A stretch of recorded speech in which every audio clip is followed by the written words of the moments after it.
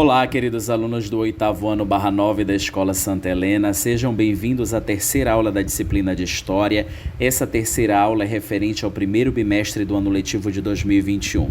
Me chamo Rodrigo de Souza Veloso, sou professor da disciplina de História da Escola Santa Helena e a partir de agora nós vamos abordar nessa terceira aula o tema A Idade do Ouro no Brasil.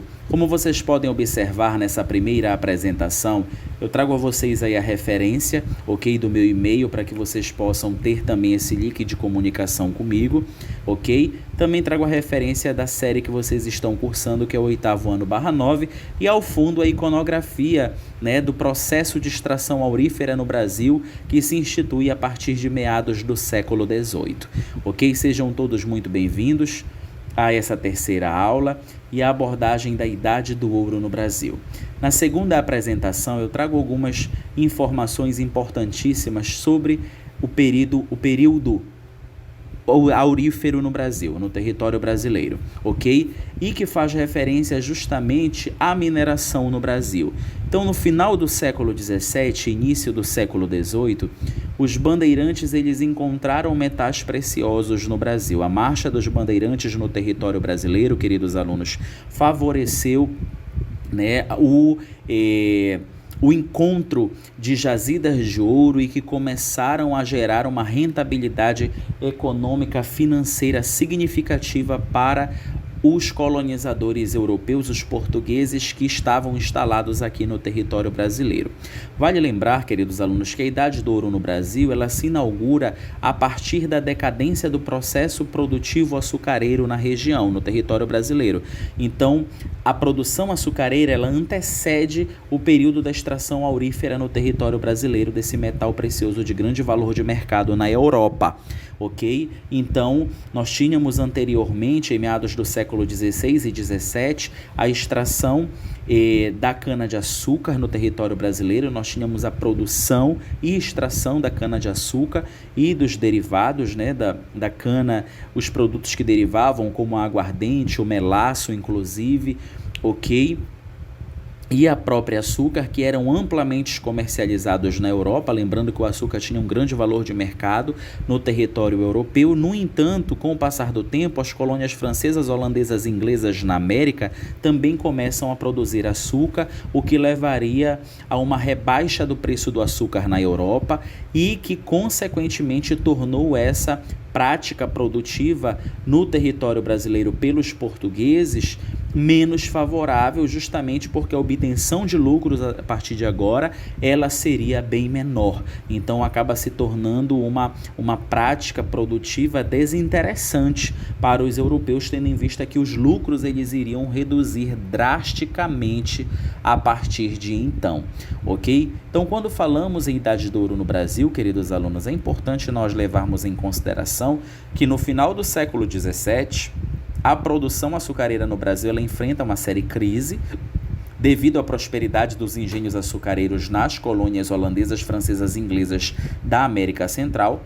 Como Portugal dependia aí muito dos impostos que eram cobrados da colônia, a coroa passou a estimular seus funcionários e demais habitantes, principalmente os do Planalto de Piratininga, atual São Paulo, a desbravar as terras ainda desconhecidas em busca de ouro e pedras preciosas, que eram ali produtos que tinham grande valor de mercado na Europa, ok? Então, durante o século XVIII, o auge do período de exploração do ouro no Brasil, diversos povoamentos eles foram fundados, e esta foi a medida encontrada pela coroa para tentar acalmar um pouco o verdadeiro caos que se instalara, inclusive, na colônia, com cidades inteiras sendo abandonadas por seus habitantes que saíam em busca de ouro nos garimpos e etc.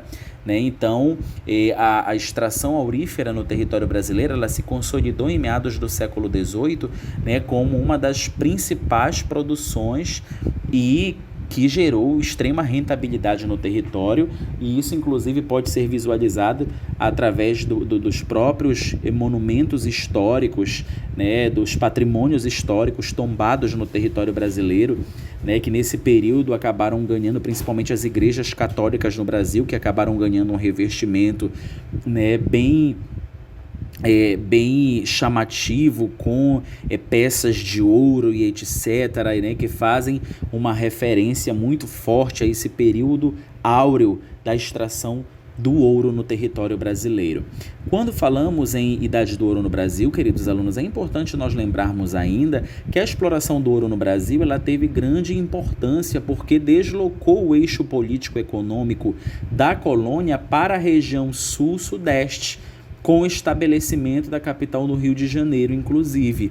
Um outro fator importante foi a ocupação das regiões Brasil adentro e não apenas no litoral, como se fazia até então, né? A exploração aurífera possibilitou ainda um enorme crescimento demográfico e o estabelecimento de um comércio, né? Um mercado interno, uma vez que os produtos da colônia não eram mais apenas para exportação, como ocorria com o açúcar e o tabaco do Nordeste, e fez com que surgisse a necessidade de uma produção de alimentos interna que pudesse suprir as necessidades dos novos habitantes. Ainda um último aspecto importante da expulsão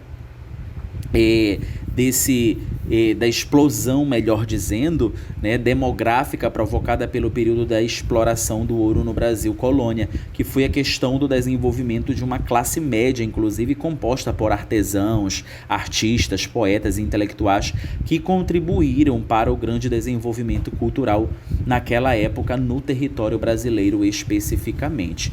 Então, quando falamos em Idade do Ouro no Brasil, queridos alunos, é importante nós termos como referência aqui a Idade do Ouro no Brasil foi um dos momentos áureos, né, da economia e da rentabilidade obtida pelos colonizadores europeus, os portugueses, nessa região, no território brasileiro, através da extração dessa matéria-prima, desse metal precioso de grande valor de mercado na Europa. É importante lembrar que o ouro extraído no território brasileiro ele era exportado, ok? Para o continente europeu. Lá essas peças de ouro, a matéria-prima ela era manufaturada, transformada em joias e amplamente comercializado nos países europeus, inclusive. Ok? Seguindo aí, queridos alunos, para a nossa terceira apresentação, eu trouxe para vocês algumas características importantes sobre o contexto exploração durante a Idade do Ouro no Brasil. Ok? Então, nesse contexto de exploração, exploratório, é importante nós frisarmos que haviam duas formas principais de exploração do ouro na região das Minas: a lavra, ok? E a faiscação, ok? A lavra, ela era o tipo mais frequente, que constituía na extração em grandes jazidas, utilizando mão de obra de escravos africanos, inclusive, ok? E, por sua vez, a faiscação, também conhecida como faisqueira, era a extração representada pelo trabalho do próprio garimpeiro, né? Raramente auxiliado por ajudantes, como vocês podem acompanhar aí nessa nossa terceira apresentação. Na segunda metade do século XVIII, a mineração ela entrou em decadência com o esgotamento das jazidas de ouro no território brasileiro. Então aí surge novamente a necessidade de buscar uma prática alternativa para a continuidade da obtenção de lucros no território brasileiro. Basicamente, esses desdobramentos eles marcam também a transição do sistema produtivo e exploratório no território brasileiro, aí em meados do fim do século XVIII e início do século XIX, e a próxima produção seria justamente a produção cafeeira. Os plantations de café no Brasil, eles ganhariam espaço, grande ênfase, né? E se consolidariam aí como o principal produto, o café se consolidaria como o principal produto, né, de comercialização, inclusive no exterior, no continente europeu.